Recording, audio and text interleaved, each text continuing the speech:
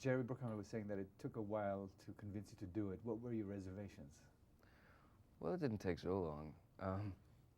It wasn't that there were so many reservations. I mean, initially, when they came to me, there was just the name, Pirates of the Caribbean, and then, of course, the memory of the theme park ride.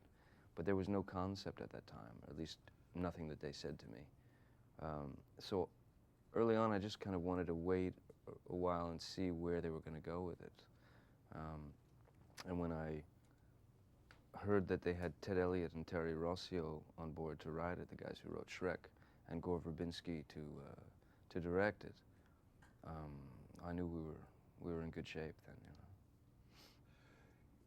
You play a really unique, unusual character. Thanks. How did you put him together? He's not the usual pirate. How did you put him together? Well, I started thinking about pirates in the 18th century, and how they were kind of the rock and roll stars of that era. And I thought, who's the greatest rock and roll star of all time, the coolest? And for me, it was Keith Richards, hands down. So I kind of took that inspiration of Keith, and it wasn't like a character study or an imitation or anything like that, but just a more like, a memory of how he is, the way he behaves. There's a grace, an elegance, a wit and wisdom that he has that I admire.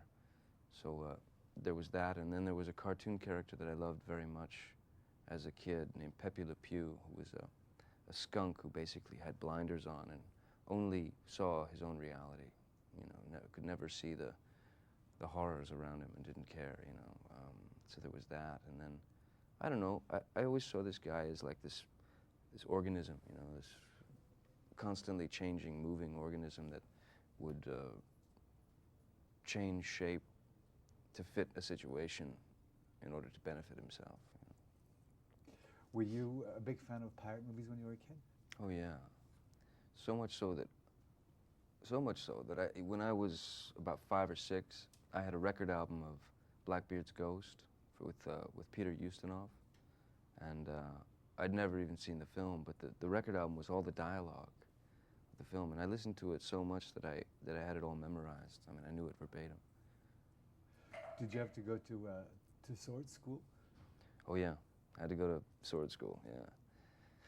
Yeah, we worked with some amazing sword masters, a couple of just absolute geniuses in terms of fencing, and worked for a couple of months, about 2-3 months, It's very precise stuff, very demanding.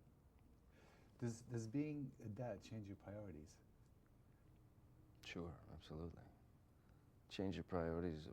More likely